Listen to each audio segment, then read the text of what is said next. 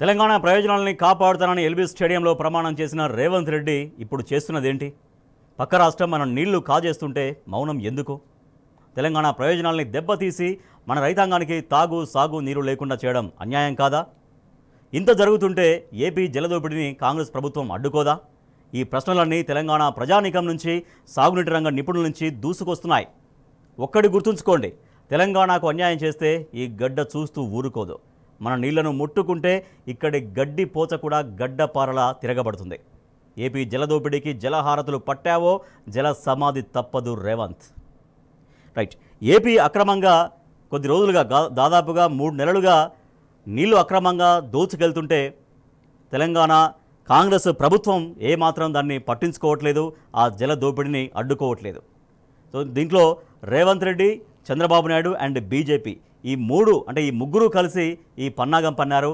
తెలంగాణ రాష్ట్ర నీటి రాశిని, తెలంగాణ నీటి హక్కుని హరించుక వేసుకుపోయినా కూడా ఇక్కడ కాంగ్రెస్ ప్రభుత్వం చేష్టలుడిగి చూస్తోంది. సో బీఆర్ఎస్ డిమాండ్ చేస్తోంది, అవసరమైతే ప్రధానమంత్రి ఇంటి దగ్గరైనా కూడా ధర్నా చేద్దాం, తెలంగాణ హక్కుల కోసం ఎంతకైనా మేము ముందుకు వస్తాం, మేము తెలంగాణ ప్రజల పక్షాన పోరాడతామంటూ బీఆర్ఎస్ పార్టీ స్పష్టం చేస్తోంది. ఇవాళ కేఆర్ఎంబీ సమావేశం ఉండే యాక్చువల్లీ, బట్ మళ్ళీ చంద్రబాబు నాయుడు ఒత్తిడితో కేఆర్ఎంబీ సమావేశం కూడా అప్పటికప్పుడు వాయిదా వేసినటువంటి పరిస్థితి అంటూ ఆగ్రహం వ్యక్తం చేస్తోంది బీఆర్ఎస్. మా ప్రతినిధులు, మా ఇన్పుట్ ఎడిటర్ సూరజ్ అండ్ లివిల్, తర్వాత ఖమ్మం నుంచి సాంబశివరావు మనకు లైవ్లో ఉన్నారు. రైట్, ముందుగా మా ఇన్పుట్ ఎడిటర్ సూరజ్తో మనం మాట్లాడదాం. రైట్ సూరజ్, ఇవాళ కేఆర్ఎంబీ మీటింగ్ ఉండే యాక్చువల్లీ. సో నిన్న హరీష్ రావు గారు ప్రెస్ మీట్ తర్వాత కదలిక వచ్చింది, తర్వాత ఉత్తమ్ కుమార్ రెడ్డి మాట్లాడడం కావచ్చు, తర్వాత చంద్రబాబు నాయుడు రియాక్ట్ కావడం కావచ్చు, సునీత అంశం అంటూ మాట్లాడడం, తర్వాత బండి సంజయ్ మాట్లాడడం కావచ్చు. కానీ మాటల వరకే పరిమితం, కానీ తెలంగాణ హక్కుల్ని కాపాడే ప్రయత్నం కాంగ్రెస్ ప్రభుత్వం నుంచి జరగట్లేదు అనేది.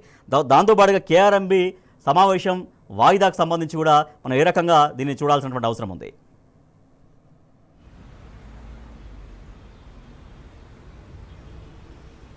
రాజేష్, ఒక్క మాటలో చెప్పాలంటే సొల్లు రాజకీయాలు, ఊకదంపుడు ముచ్చట్లు చెప్పడం తప్ప ఉపయోగపడ్డ పని ఇప్పటి వరకు కాంగ్రెస్ ప్రభుత్వం ఒక్కటి కూడా చేయలేదని చెప్పేసి రాష్ట్ర వ్యాప్తంగా కూడా విమర్శలు వెలువెత్తున్న విషయం తెలిసిందే. అటు ఎన్నికల హామీలు నెరవేర్చలేదు, ఇటు ప్రజలకు అందిస్తామన్న ఫలాలు అందించట్లేదు. రైతాంగం కావచ్చు, ఉద్యోగులు కావచ్చు, నిరుద్యోగులు కావచ్చు, యువత కావచ్చు, ఇట్లా ప్రతి సెక్టార్లో కూడా ఒక అసంతృప్తి రాజ్యమేలుతున్న పరిస్థితి అయితే చాలా స్పష్టంగా కనిపిస్తుంది. ఈ నేపథ్యంలో ప్రభుత్వానికి అవగాహన కొరవడింది, జల వివాదం పెద్ద ఎత్తున ముదురుతున్న పరిస్థితి కనిపిస్తుంది. ఏపీ ప్రభుత్వం ఏకపక్షంగా జలదోపిడీకి పాల్పడుతున్న వైనం తెరపైకి వస్తుంది. కృష్ణా నదీ జలాలను ఇబ్బడి ముబ్బడిగా ఏపీ ప్రభుత్వం తరలించుకుపోతుంది. గడిచిన 3 నెలల కాలంగా ఏపీ ప్రభుత్వం నిరాఘాటంగా కృష్ణా జలాలను ఏకపక్షంగా అక్రమంగా తరలించుకెళ్తున్న వైనం పైన కూడా పెద్ద ఎత్తున విమర్శలు చెలరేగుతున్నాయి.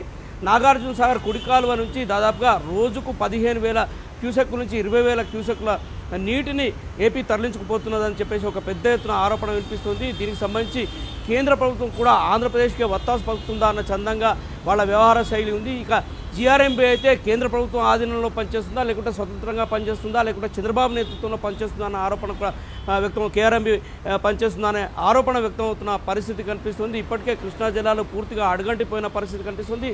అటు నాగార్జున సాగర్లో కావచ్చు, ఇటు శ్రీశైలంలో కావచ్చు, మ్యాక్సిమం డ్రాయింగ్ డౌన్ లెవెల్ నుంచి చూసుకుంటే కనుక 50 టీఎంసీల నీళ్లు కూడా అందుబాటులో లేని పరిస్థితి. అంటే మొత్తంగా చూసుకుంటే కనుక 100 టీఎంసీల నీళ్లు 2 ప్రాజెక్టులో కలిపి ఉన్నాయి. అటు ఏపీ ప్రభుత్వం, ఇటు తెలంగాణ 2 కలిపి తీసుకుంటే కూడా 123 టీఎంసీల నీళ్లు అవసరాలు రైతాంగం కోసం, అటు తాగునీటి అవసరాల కోసం ఇంకా అవసరం ఉంది. దీంట్లో దాదాపుగా 120 టీఎంసీల నీళ్లు తెలంగాణకే రావాల్సి ఉంది. కానీ అక్కడ చూస్తే కనుక కేవలం 100 టీఎంసీల నీళ్లు మాత్రమే అందుబాటులో ఉన్నాయి 2 డ్యాముల్లో కలిపి. ఇంత దారుణమైన పరిస్థితి తలెత్తున్నా కానీ అటు ముచ్చుమర్రిలో కావచ్చు, ఇటు పోతిరెడ్డిపాడులో కావచ్చు జలదోపిడీ నిరాఘాటంగా సాగుతున్నా కానీ తెలంగాణ పాలకులు కిమ్మనకుండా చూస్తున్నారు. ఆంధ్రప్రదేశ్ పాలకులు అనుసరిస్తున్న వైఖరిని కూడా చోద్యం చూస్తున్నారనే ఒక ఆరోపణ వ్యక్తమవుతుంది. గురువు శిష్యుల అవగాహనతోనే ఈ తతంగమంతా సాగుతోంది. కేవలం కళ్ళు మూసుకొని వ్యవహరిస్తున్న చందంగా రేవంత్ రెడ్డి వైఖరి ఉంది. అలాగే చంద్రబాబు నాయుడు తన పని తాను చాప కింద నీళ్ళ చక్కబెట్టుకుపోతున్న పరిస్థితి. రైట్ సూరజ్, ఇప్పుడు 2 ప్రాజెక్టులు నాగార్జున సాగర్ అలాగే శ్రీశైలం కింద కొన్ని లక్షలాది ఎకరాలు ఉన్నాయి. సో ఆ లక్షలాది ఎకరాలకు దాదాపుగా 4-5 తడులు ఇంకా అందాల్సినటువంటి అవసరం ఉంటుంది. కానీ ఇంకా దాదాపుగా నీళ్ళన్నీ కూడా దాదాపు డెడ్ స్టోరేజ్ అంటే కేవలం 100 టీఎంసీలు మాత్రమే ఉన్నాయి. సో దీనిపైన చంద్రబాబు నాయుడు రియాక్ట్ అయ్యారు. ఇది తాగునీటి సమస్య, సాగునీటి సమస్య తెలంగాణకు చాలా జీవనమరణ సమస్య అయితే ఇది ఒక సున్నితమైన అంశంగా ఆయన పేర్కొనడం. సో ఒక చాలా చాలా బాధ్యతాయుతమైనటువంటి స్పందించాలి. బట్ ఒక సున్నితమైన అంశంగా ఆయన చాలా తేలిగ్గా మాట్లాడడం అనేది కూడా దీన్ని ఏ రకంగా అర్థం చేసుకోవచ్చు?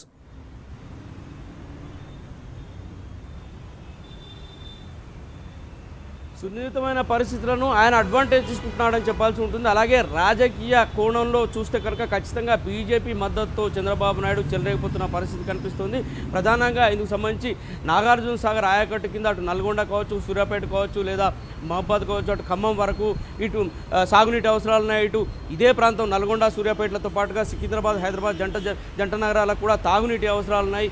ఈ అవసరాలను కూడా రాబోయే ఎండాకాలం దృష్టిలో ఉంచుకుంటే కనుక తాగునీటి కటకట ఏర్పడే అవకాశం చాలా స్పష్టంగా కనిపిస్తుంది. ఈ నేపథ్యంలో అసలు నాగార్జున సాగర్ నుంచి అక్కడ సిఆర్పిఎఫ్ పహారాలో నాగార్జున సాగర్ ఉన్న పరిస్థితి గతంలోనే ఏడాది కింద రాష్ట్ర ప్రభుత్వం తీర్మానం చేసింది. సిఆర్పిఎఫ్ బలగాలను అక్కడి నుంచి విత్డ్రా చేసుకోవాలి, వెంటనే తెలంగాణ ప్రభుత్వానికి నాగార్జున సాగర్ డ్యామ్ నిర్వహణ అప్పగించాలని చెప్పేసి కూడా ప్రభుత్వం శాసనసభలో తీర్మానం చేసింది. అయినా కానీ ఏడాది గడిచినా కానీ ఇప్పటి వరకు ఫలితం లేదు. ఈ వీక్నెస్ను దృష్టిలో పెట్టుకుని ఈ వీక్నెస్ను ఆసరాగా చేసుకునే చంద్రబాబు నాయుడు సిఆర్పిఎఫ్ బలగాల ఆధ్వర్యంలో ఉన్న నాగార్జున సాగర్ కుడికాలువ నుంచి కూడా పెద్ద ఎత్తున నీళ్లు తరలించుకుపోతున్నారు. గత నెల రోజుల్లో చూసుకుంటే కనుక రోజుకు 2 టీఎంసీల చొప్పున 60 టీఎంసీలు కృష్ణానది జలాలను ఆంధ్రప్రదేశ్ ప్రభుత్వం అక్రమంగా తరలించిన పరిస్థితి కనిపిస్తుంది. ఇక ఈ ఏడాది తీసుకుంటే కనుక దాదాపుగా ఒక 1010 టీఎంసీల నీళ్లు కృష్ణానదిలో అందుబాటులోకి వస్తే ఒకవేళ అవగాహన ప్రకారం 666 టీఎంసీల నీళ్లు ఆంధ్రప్రదేశ్కు వాటా ఉందన్న కానీ ఇప్పటికే 657 టీఎంసీల నీళ్లను వాడుకుంది. ఇటు తెలంగాణ చూస్తే కనుక 323 టీఎంసీల్లో కేవలం 220 టీఎంసీలే వాడుకుంది. ఇంకా 113 టీఎంసీల నీళ్లు తెలంగాణకు అవసరం ఉంది. అనేక సాగునీటి అవసరాల అవసరం ఉంది. తాగునీటి అవసరాల కోసం కృష్ణానది జలాలే ఆధారంగా ఉన్న ప్రస్తుత పరిస్థితిలో కాంగ్రెస్ ప్రభుత్వం కిమ్మనకుండా ఉండడము, చంద్రబాబు చేష్టలుడికి చూస్తుండడం పైన పెద్ద ఎత్తున విమర్శలు తలెత్తున్నాయి. ఇది రాష్ట్ర రైతాంగానికి, రాష్ట్ర ప్రజానీక ప్రయోజనాలు దెబ్బకొట్టే విధంగా కాంగ్రెస్ పాలకులు కావాలనే వ్యవహరిస్తున్నారు. 2 రాష్ట్రాల ముఖ్యమంత్రుల మధ్యలో ఉన్న ఒప్పందంలో భాగంగానే చంద్రబాబు నాయుడు కొంత అడ్వాంటేజ్ తీసుకున్నాడు, రేవంత్ రెడ్డి కిమ్మనకుండా ఉన్నాడనే ఒక ఆరోపణ వినిపిస్తున్న పరిస్థితి చాలా స్పష్టంగా కనిపిస్తుంది. ఇకనైనా కళ్ళు తెరిస్తే ఖచ్చితంగా రాష్ట్ర ప్రభుత్వం దీన్ని ఢిల్లీ స్థాయిలో ప్రజలు తీసుకొచ్చే ప్రయత్నం చేయాలి. అటు సిఆర్పిఎఫ్ బలగాలను వెనక్కి పిలిపించే ప్రయత్నాలు చేయాల్సిన అవసరం ఉంది. అటు త్రిసభ్య కమిటీని సమావేశపరిచి నీటి వాటాలకు సంబంధించి ఖచ్చితమైన లెక్కలు చేసి ఎవరి న్యాయమైన వాటాను వాళ్ళకు వచ్చే విధంగా ఇప్పటికైనా ఈ 100 టీఎంసీలైనా కానీ తెలంగాణ రాష్ట్ర ఉపయోగాలకు కనుక వినియోగించుకోగలిగితే ఖచ్చితంగా రైతాంగానికి అటు జనాలకు మేలు చేసిన పరిస్థితి ఉంటుందని చెప్పేసి కూడా మేధావి వర్గం అంతా కూడా భావిస్తున్నారు. ఈ నేపథ్యంలోనే రాష్ట్ర ప్రభుత్వం ఎక్కడైనా చొరవ చూపకపోతే రాష్ట్ర ప్రజానీకానికి పెద్ద ఎత్తున హాని జరిగే అవకాశం ఉంటుంది. అసలు తెలంగాణ రాష్ట్ర ఏర్పాటై నీళ్లు, నిధులు, నియామకాల బేసిస్ మీద జరిగిన విషయం తెలిసిందే. గతంలో సమైక్యంగా ఉన్న రోజుల్లో కూడా పెద్ద ఎత్తున జలదోపిడీకి ఆంధ్రప్రదేశ్ పాల్పడ్డ విషయం కూడా తెలిసిందే. ప్రతిసారి కూడా పక్షపాత వైఖరితో కుడికాలువ నుంచి అనేక టీఎంసీల నీళ్లను అప్పట్లో కూడా తరలించిపోయారు. అదే పరిస్థితి ఇవాళ రేవంత్ రెడ్డి హయాంలో కాంగ్రెస్ ప్రభుత్వం ఏర్పాటులోకి వచ్చిన తర్వాత కూడా పునరావృతం అవుతుందని చెప్పేసి కూడా ఆరోపణ చాలా స్పష్టంగా వినిపిస్తుంది. ఈ నేపథ్యంలోనే ఖచ్చితంగా అటు ప్రభుత్వం కావచ్చు, ముఖ్యమంత్రి రేవంత్ రెడ్డి కావచ్చు, జలశాఖ మంత్రి ఉత్తమ్ కుమార్ రెడ్డి కావచ్చు చొరవ చూపాల్సిన అవసరం ఉంది. ఢిల్లీ స్థాయిలో దీన్ని తీసుకువెళ్ళాలి. అఖిలపక్షాన్ని కూడా ఢిల్లీకి తీసుకెళ్లి దీనిపైన పోరాటం జరపాలి. ప్రధాని ఇంటి ముందర ధర్నా చేయాలి, జలశక్తి మంత్రి ఇంటి ముందర ధర్నా చేయాలి అని చెప్పేసి తద్వారా తెలంగాణ రైతాంగానికి, తెలంగాణ ప్రజానీకానికి న్యాయం జరిగేలా చర్యలు తీసుకోవాలని చెప్పేసి కూడా డిమాండ్ వినిపిస్తున్న పరిస్థితి కనిపిస్తుంది. రాజేష్.